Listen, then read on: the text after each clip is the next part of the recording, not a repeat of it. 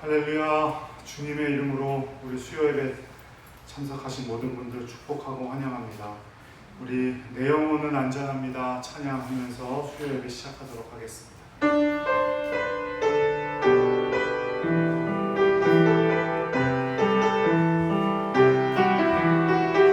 내 아버지, 내 아버지, 그뿐 안에서 내 영혼은 안전합니다. 주 손길로 내 삶을 안으시니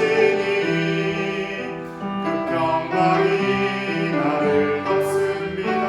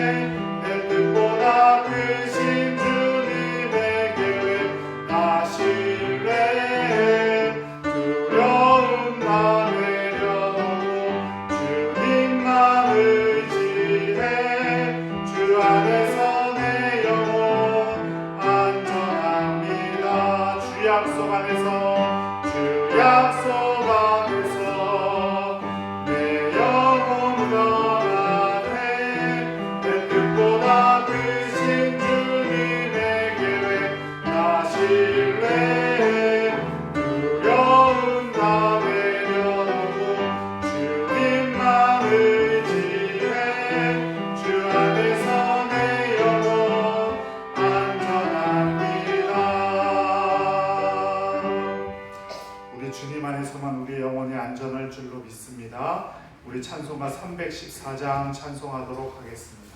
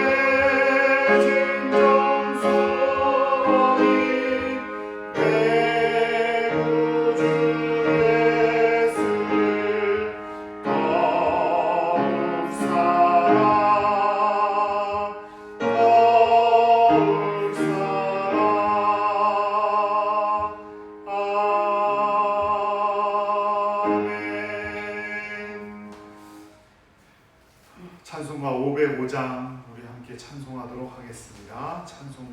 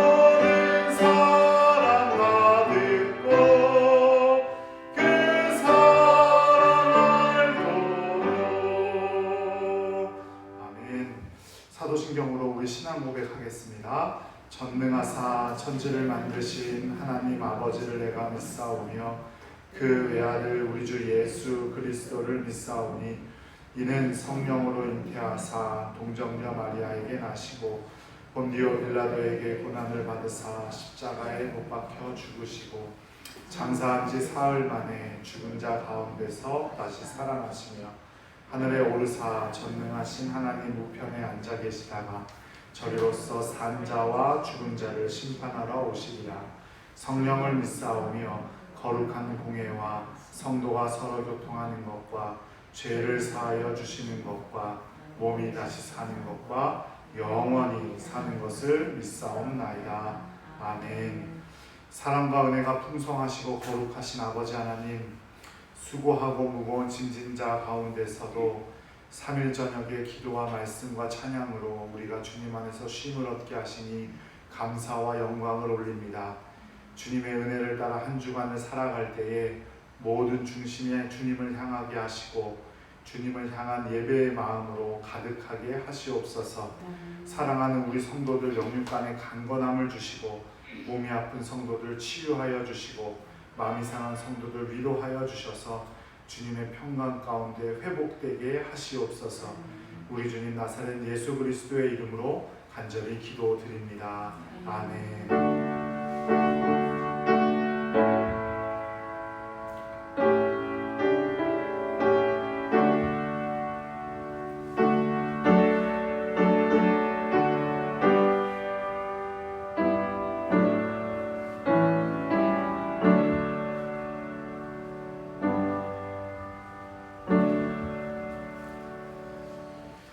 이 시간 우리에게 주시는 하나님의 말씀 보겠습니다. 마가복음 9장 38절에서 39절까지의 말씀입니다. 마가복음 9장 38절에서 39절 말씀.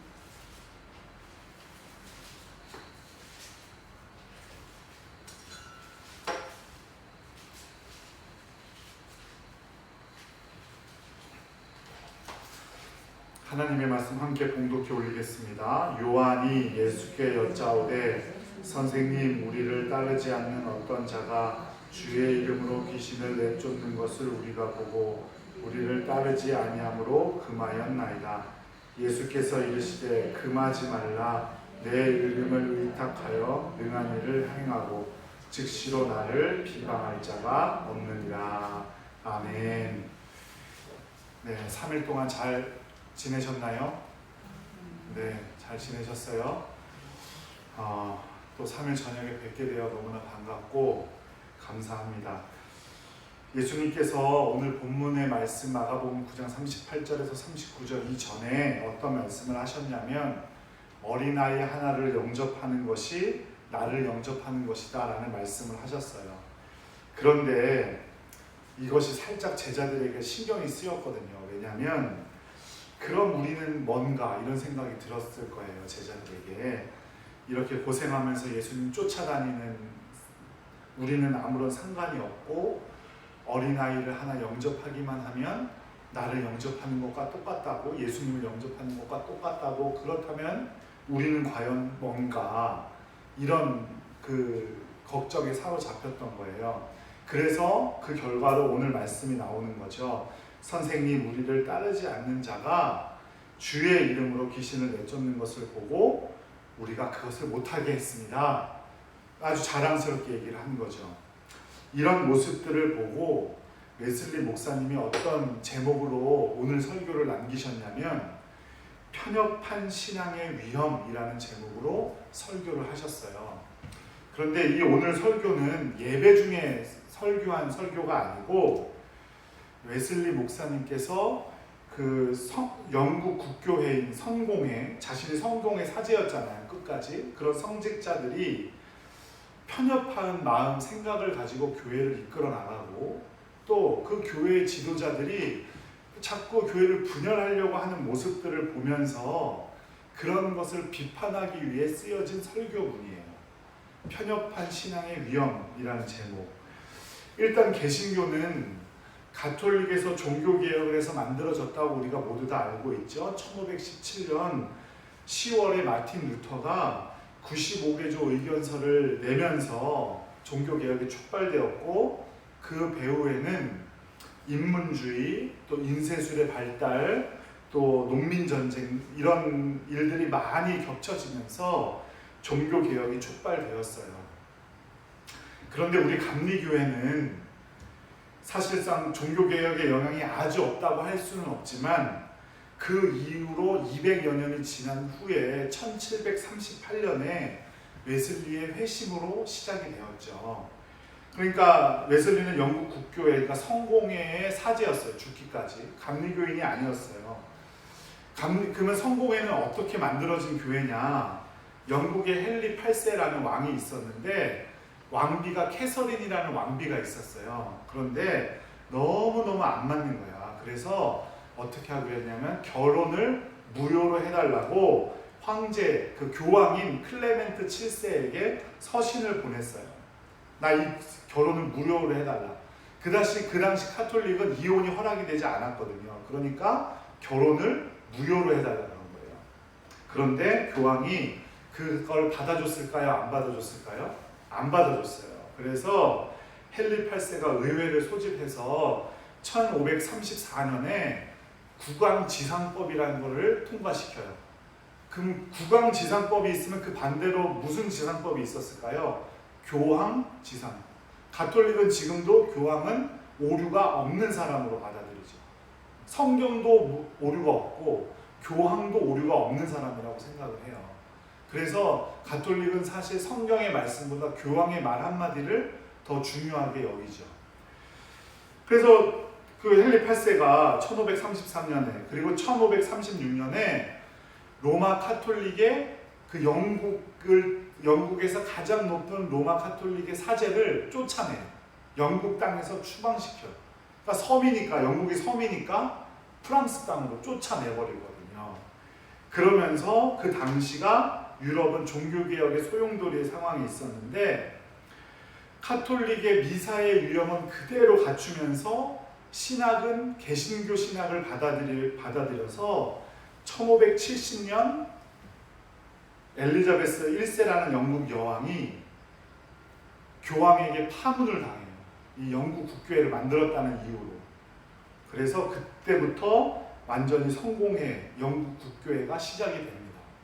그 1570년 시작된 영국 국교회가 1738년 약 200년, 150년, 160년을 흘러서 웨슬리 목사님이 그 목회를 할 때 성공의 어떤 모습이었냐면 성직자 중심, 철저하게 성직자 중심에 영국 국교회가 카톨릭에서 나왔을 때 신학은 다 져버리고 또 로마 카톨릭처럼 돼버렸던 거예요.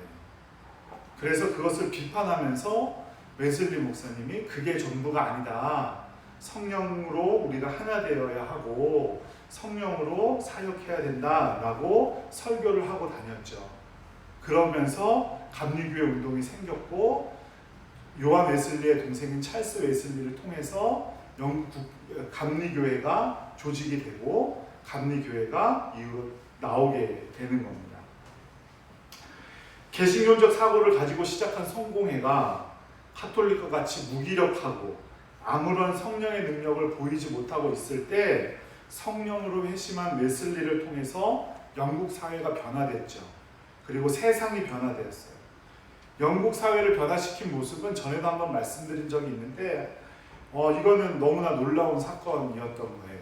그 당시에 산업혁명도 있었죠. 막 그러다 보니까 탄광에서 막 7살짜리가 일을 하고 그리고 막 마약, 술 이런 것에 너무나 사회가 피폐해져 있었을 때 그런 웨슬리의 그 성령 운동을 통해서 감리교회 운동을 통해서 영국 사회가 바로 세워지게 됩니다. 이런 위대한 신앙의 정통을 가진 감리교회가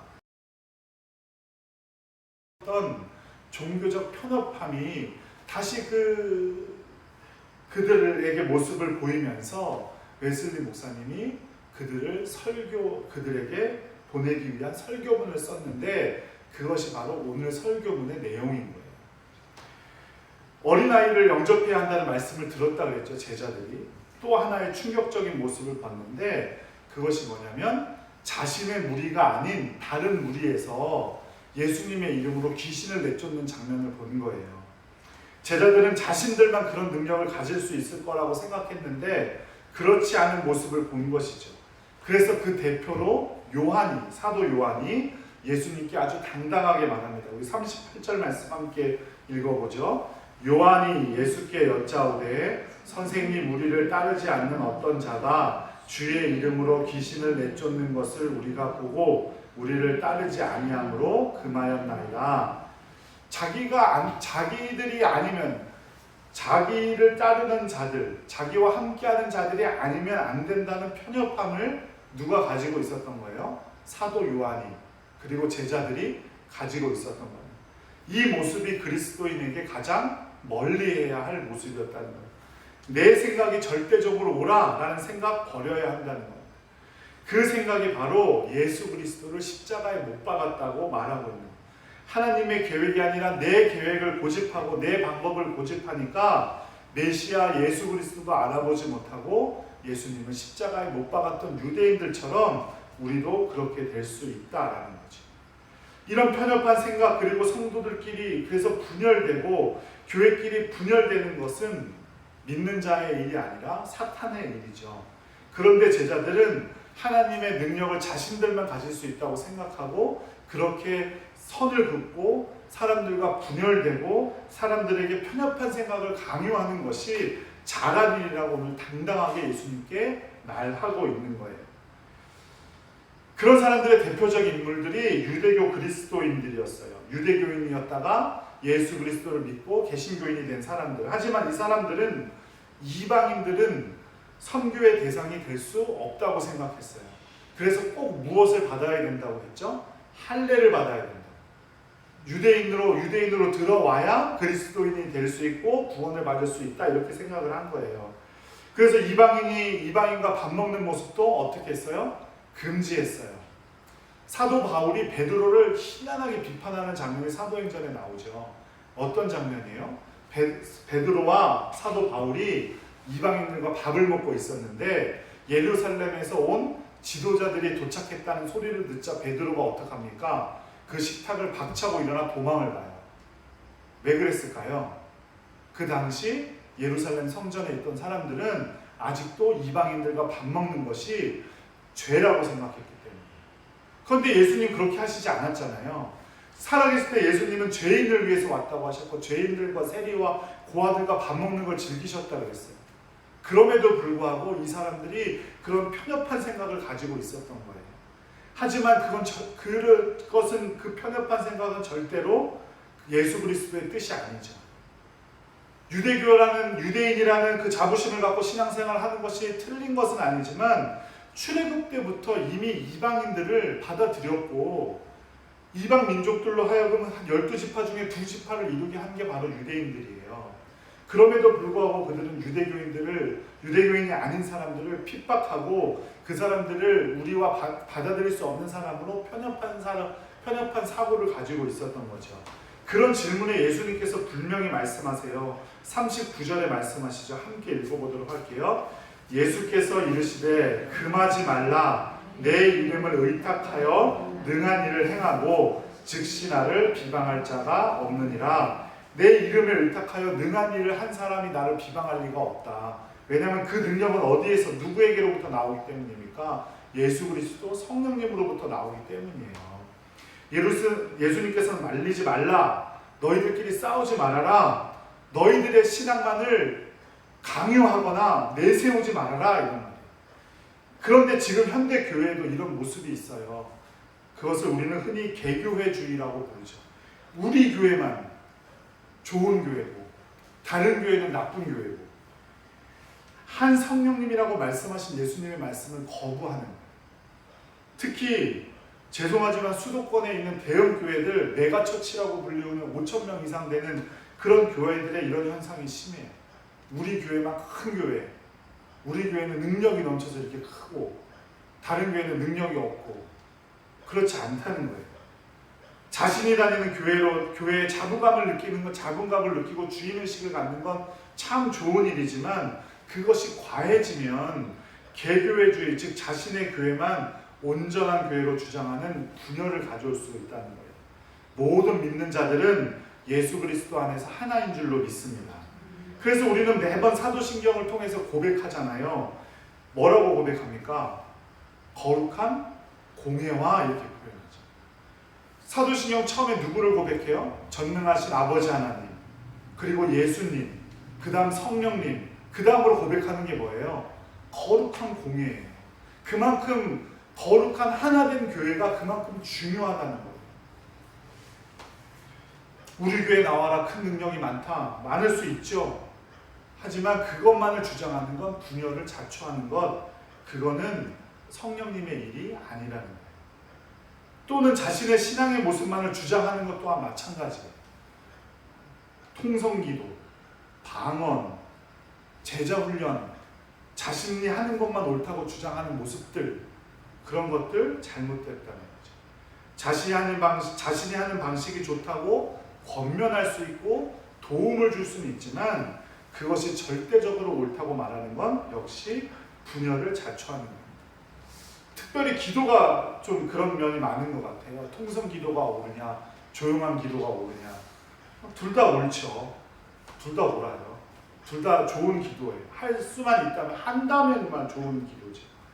그런데 내가 통성 기도하니까 남도 통성 기도해야 되고, 혹은 내가 조용한 기도하니까 조용한 기도해야 되고, 내가 방언으로 기도하니까 방언으로 기도해야 되고, 방언으로 기도 안 하면 능력이 없는 거고, 이런 거 아니라는 겁니다.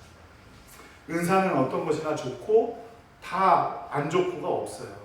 오직 성령님께서 우리에게 필요를 따라 주신 거죠. 그게 바로 성령의 능력이에요. 그런데 분열된 모습은 악한 세력이 원하는 거예요. 그렇게 분열되는 건 성령님께서 원하시는 게 아니고 악한 세력들이 원하는 거예요. 악한 세력들은 믿음의 식구들이 분열되기를 원해요. 그래서 서로를 미워하고 서로를 틀렸다고 말하게 하기를 원해요. 내 것만 고집하게 하기를 원하죠. 하지만 그것은 악한 세력의 일이라는 사실을 꼭 기억하시기 바랍니다. 베드로가 예수님이 변화하신 것을 보고 변화산에서 너무너무 좋아서 뭐라고 했어요? 여기다 초막 3개를 짓고 우리가 여기서 영원토록 삽시다. 이랬더니 예수님께서 하신 말이 뭡니까? 사탄아 내 뒤로 물러가라 라고 말씀하셨어요. 초막 3개 지어서 여기서 우리끼리만 저 땅에 있는 사람들, 산 밑에 있는 사람들 어떻게 살든 상관하지 말고 우리끼리만 잘 살자. 그 말에 예수님께서는 사탄의 생각을 하고 있다고 말하신 거예요. 그렇게 서로와 서로를 나누고 나만 좋은 것 가지려고 하고 그거는 성령님의 생각이 아니라는 거죠. 또 악한 세력들은 고난을 줘요. 고난하면 떠오르는 성경에서 가장 먼저 떠오르는 인물이 누구입니까? 한 글자 이름 욥이죠. 욥이 너무 잘 살고 하나님을 잘 믿으니까 마귀가 욥을 시험해보자고 합니다. 그리고 하지만 그 고난 가운데서도 욥은 하나님을 저버리지 않았죠. 그런데 새 친구들이 등장합니다. 이 새 친구들이 욥을 위하는 것 같지만 자신의 입장만 계속 욥에게 주장해요. 네가 분명히 뭔가 잘못했을 거다. 잘 생각해봐라. 네가 알지도 못하는 사이에 죄를 저질렀을 거다. 하나님께 나아가라. 하나님께 회개해라. 욥을 더 괴롭게 합니다. 그렇게 자신의 것만 계속 주장하니까 욥은 더 고난을 받아요. 안 그래도 몸이 힘들어 죽었는데 친구들이 와서 계속 그러니까 더 힘든 거예요. 악한 세력은 그렇게 우리를 분열하게 하고 우리를 더 힘들게 해요. 그리고 마귀의 목적은, 그 악한 세력들의 목적은 그렇게 해서 어떻게 되는 거예요? 우리가 하나님께로부터 더 멀어지게 하는 거죠. 고난이나 분열은 그 자체가 목적이 아니라 그것을 통해서 하나님에게서 더 멀어지게 하려는 거예요. 그리고 우리가 더 잘되게 하는 방법으로도 하나님에게서 멀어지게도 할 수 있어요. 사업이 너무 잘 돼서 원하는 학교에 들어가서 취직이 잘 돼서 하나님과 멀어지는 사람들이 얼마나 많은지 몰라요. 사업을 하면서 잘 되니까 주일에도 비즈니스가 생기고, 또 공부를 잘 해서 학업에 더 열심히 하다 보면 또 주일날 더 바빠지게 되고, 또 만나야 할 사람이 많아지고, 또 취업을 하다 보니까 너무 피곤해서 주일날 또 집에서 쉬게만 되고, 성경 읽고 기도할 시간을 자꾸 뺏겨버리는 거죠. 그러니까 무작정 잘 되는 것은 꼭 축복만이 아니에요. 그걸 잘 생각해, 잘 구분해야 합니다. 그게 바로 성령님께 인도함 받는 삶이에요. 잘 돼서 사탄의 유혹에 넘어간 사람이 누가 있을까요? 사울 왕이라는 사람이죠. 사울 왕도 왕이 되기 전까지는 아주 제일 작은 지파 베냐민 지파 출신이었는데 보기에 하나님 보시기에 준수한 사람이었다고 했어요. 준수하다는 것은 그냥 적당히 잘 생겼다, 요새 말로 하면 훈남이다 이런 정도가 아니고 하나님을 잘 섬기고 있었던 사람이라는 뜻이에요. 그럼에도 그 하나님께서 그를 그래서 왕으로 세웠는데, 왕이 되고 나서 그가 어떻게 됐어요? 더 잘 되니까 교만해졌어요. 자기가 하나님께 말하죠. 내가 이렇게 작은 지파 사람인데 왕이 될 수 있겠습니까? 맞아요. 베냐민 지파는 너무 작은 지파에서 왕이 될 수가 없는 사람이었어요. 그럼에도 불구하고 왕을 시켜놨더니 교만해진 거예요. 스스로 자기가 제사를 지내고 하나님의 명령에 순종하지 않고 핑계하고 회개하지 않고, 그러다가 어떻게 됐어요? 하나님께 버림받았어요. 가룟 유다도 마찬가지죠. 예수님 팔아먹은 그 제자가 얼마나 똑똑하고 계산이 빠르고 이제에 밝았는지, 그 제자들이 가지고 있던 그 공동 기금을 사용하는 사람이 누구에게 권한이 있었어요? 가룟 유다에게 그걸 맡기셨어요. 그만큼 똑똑하다는 거죠. 그랬더니 어떻게 됐어요? 돈의 맛을 보고 예수님을 팔아버렸어요. 오히려 12제자로 뽑혀갖고 안 된 사람이에요, 그 사람은. 마귀는 이렇게 교묘하게 우리에게 접근해요. 그래서 우리는 성령의 능력으로 계속 그것을 끊어내고 밀어내야 되는 겁니다. 사람들을 유혹해서 하나님께서 멀어지게 하는 것. 그러면 우리는 성령의 능력을 어떻게든 하나님과 가까워지려고 해야죠. 복음을 부끄럽게 여기고 불신앙의 길을 걷게 하는 것, 우리는 어떻게 해서든 복음의 길을 걸으려고 노력해야 되고 성령의 능력을 통해서 하나님께 나아가야 돼요. 마귀와 영적 싸움에서 네 편 내 편을 가를 여력이 없어요. 그거 네 편 내 편 가르고 있다가 마귀에게 잡아먹히고 마는 거예요. 그런데도 제자들은 오늘 자신들만 귀신들과 싸워야 한다고 그렇게 말하고 있는 거예요. 우리 안에 그런 모습이 없기를 간절히 바랍니다. 예수 그리스도의 진정한 예수 그리스도의 이름이라면 우리 모두 한 지체고 한 교회인 줄로 믿습니다. 여기서 이름은 예수님의 존재를 말하는 거죠. 예수를 믿는 사람이라면 아무래도 상관없다 이런 뜻이에요. 지금으로 따지면 감리교나 장로교나 진정으로 예수님의 이름을 믿는다면 아무런 문제가 되지 않는다는 의미예요. 아니면 다른 지역, 다른 문화권에 살고 있는 사람들과의 동역도 아무런 문제가 되지 않는다는 거예요. 그 사람들 좀 안 될 것 같은데 이런 거 없다는 거죠. 믿음의 실천에 대한 입장이 다른 사람이라고 할지라도, 우리와의 믿음의 겉으로 드러나는 모습이 다른 사람이라고 할지라도 예수 그리스도의 이름으로 진정으로 믿고 따르고 있는 사람들이라면 문제가 되지 않는다는 거예요. 중요한 것은 우리가 예수 그리스도의 이름으로 하나가 되는 겁니다. 앞에서도 말했지만 분열은 악한 세력의 방법이고, 우리가 항상 말하듯이 성령님은 교통케 하시는 영이라고 했어요. 제가 몇 번 말씀드렸습니다. 고린도후서 13장 13절, 성령 하나님은 교통케 하시는 영, 우리를 하나 되게 하시는 영이고, 예수 그리스도와 우리가 하나 되게 하시는 영이고, 하나님과 우리가 하나 되게 하시는 영이, 그 능력이 바로 성령님의 능력이에요. 성령님의 능력은 방언하고 뭐 특별한 은사를 보이고 이런 것도 다 성령의 능력이지만 가장 기본적인 성령의 능력은 우리가 하나 되는 겁니다. 여기서 말하는 그런 그 가톨릭이라고 말하는 그 보편적인 교회 역시 모든 교회를 말해요. 네 교회 내 교회가 다르지 않다는 거죠. 그런 의미에서 우리가 선교 헌금을 할 때 우리가 돕는다고 생각해서는 안 돼요. 우리가 돕는 것이 아니라 함께 나누는 거예요. 하나님의 것을 함께 나누는 거예요. 어려운 교회를 함께 나누는 거지, 우리가 뭐 좋은 교회여서 우리가 돕는 건 아니라는 겁니다. 그런데 교단이 다르다고 분열하는 것도 나쁜 것인데, 목사님들 좀 창피한 얘기하지만 학교로도 나눠요. 학교로 막 갈라지고 막 이런 모습들 보이죠. 창피한 얘기예요. 또 같은 동네 교회라고 경쟁자라고, 저 교회는 경쟁하는 교회라고, 막 저 교회 나쁜 교회라고 막 뒤에 얘기하고 다니고, 이것도 안 되는 거예요. 그건 참으로 나쁜 거예요. 그건. 앞에서도 말했지만 분열은 악한 세력의 방법이고, 우리는 다 달라요. 원래 다 다르기 때문에 성령님으로 하나 된 것을 감사하고, 성령님 안에서 예수 그리스도 안에 한 지체임을 감사할 줄 알아야지, 다르다고 손가락질하고 다르다고 밀어내고 해서는 안 된다는 거죠. 제가 학부 1학년 때 봤던 책 중에, 전에도 한번 말씀드린 적이 있는지 모르겠는데, 그 내용에 어떤 목사님께서 불공평해서 감사한 하나님이라고 글을 쓰신 글이 있었어요. 불공평해서 감사한 하나님.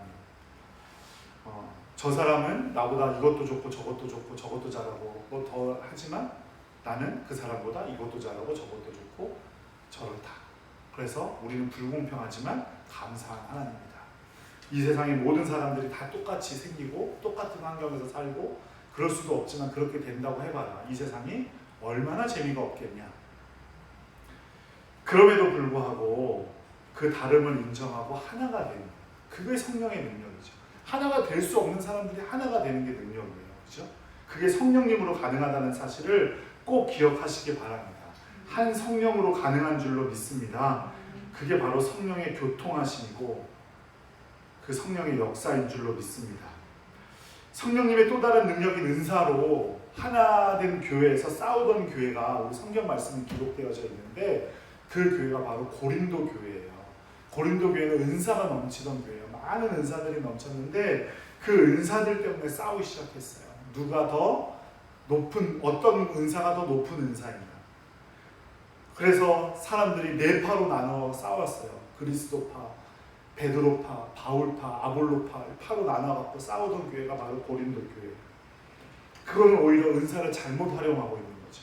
우리 교회가 그렇게 되지 않기를 간절히 바랍니다.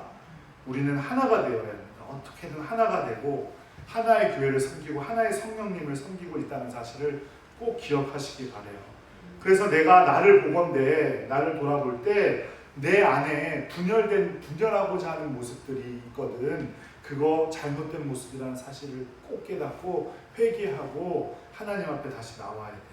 누가 미워지거나 절대 난 저 사람과는 정말 못하겠다 이런 생각이 든다면 그 사람 잘못이 아니라 내 잘못이라고 생각해야 돼요. 성령님의 능력은 절대 분열하게 하거나 고난을 주거나 이유 없이 내가 잘되게 하는 영이 아니에요. 성령님의 능력은 하나가 되게 하고 우리를 하나의 교회로 세워나간다는 사실을 꼭 기억하시기 바랍니다. 우리가 그렇게 하나의 교회가 되기를 간절히 바랍니다. 한 목표를 향해서 우리가 표대를 향하여 걸어간다고 했잖아요. 그 표대가 예수 그리스도. 우리가 그 예수 그리스도를 향해서 함께 가는 우리 모두가 되기를 간절히 바랍니다. 우리 안에 편협함이 있다면 성령님의 능력으로 그것을 이기시기 바라요. 저 사람은 이래서 안 되고 저래서 안 되고 저 사람은 또 이래서 안 되고 저래서 안 되고 그런 모습 회개하고 버려야 할 모습입니다. 그리고 마음을 합해서 우리를 하나님에게서 멀어지게 하는 것들과 힘써 싸워야 해요. 그럴 때 성령님의 은사가 필요한 거예요. 그래서 하나가 된 모습으로 우리가 서로 도와주고 밀어주고 또 부족한 모습이 있으면 채워주고 또 내가 부족한 모습이 있으면 체험을 받고 그렇게 하나가 되는 우리 동산교회가 되기를 간절히 바라고 이 땅의 모든 교회가 되기를 간절히 바랍니다. 우리가 그 길을 위해서 함께 걸어가는 우리 복된 성도님들 되시기를 간절히 바라고 성령 충만함으로 하나 되고 주님의 능력을 발현할 수 있는 우리 모두가 되기를 간절히 기도합니다. 우리 오늘 들은 말씀 가지고 우리 함께 기도하겠습니다. 하나님 아버지, 우리 하나 되게 하시옵소서. 우리가 한 마음으로 하나의 길을 오직 주님을 향한 길을 걸어갈 수 있는 우리 모든 동산권석들 되게 하시옵소서. 우리 다 함께 기도하겠습니다. 사랑에 충만하신 하나님 아버지, 우리에게 은혜를 주시고 하나 되게 하시니 너무나 감사드립니다. 우리가 아버지 주님을 향해 나아가길 원합니다. 한 마음으로 주님을 향해 나아가기를 원합니다. 우리 분열되지 않도록 허락하여 주시고 서로를 핍박하거나 분열되지 않게 하시고 우리가 한 마음으로 함께 예배하고 주님을 높이는데 하나가 될 수 있도록 아버지 우리를 도와주시옵소서. 성령님 우리와 도와주실 줄로 믿습니다. 성령님께서 우리에게 능력 주셔서 우리가 하나 되게 하실 줄로 믿습니다. 편협한 마음들 버려버리게 하시고 온전히 우리가 부족하다는 마음으로 기꺼이 품어주고 안아줄 수 있는 우리 모두가 될 수 있도록 아버지 함께하여 주시옵소서. 아버지 우리와 함께하여 주시길 간절히 원합니다. 그래서 모자란 것이 있다면 우리가 서로 채워주게 하시고 또 부족한 것이 있다면 체험을 받고 또 성령님께 도움받아서 우리가 하나 되어서 정말 주님을 향한 그 길을 걸어갈 수 있는 우리 모든 동산권석들 될 수 있도록 아버지 허락하여 주시옵소서. 우리가 서로 떨어지지 않게 하시고 정말 한 지체로서 한 마음으로 주님께 영광 돌릴 수 있도록 아버지 허락하여 주시옵소서.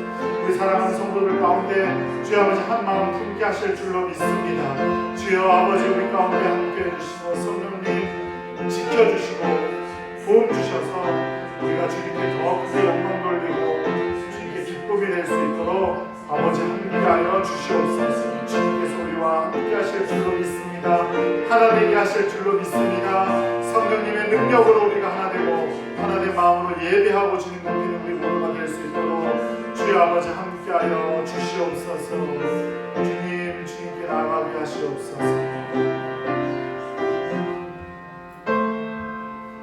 주님, 사랑이 많으신 주님 감사합니다.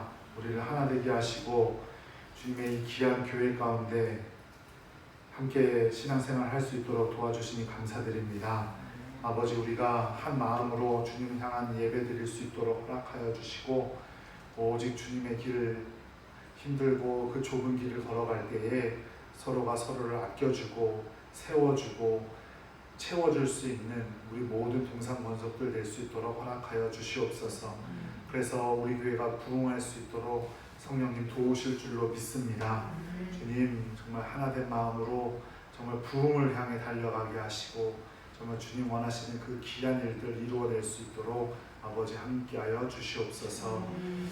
이제는 우리 주 예수 그리스도의 크신 은혜와 성부 하나님의 놀라우신 사랑과 성령 하나님의 교통케 하시는 그 크신 능력이 오직 하나 되어 주님만을 예배하길 원하는 모든 성도들과 우리 성도들이 받는 모든 지경 위에 이제처럼 영원토록 함께 하시기를 간절히 축원하옵나이다. 아멘.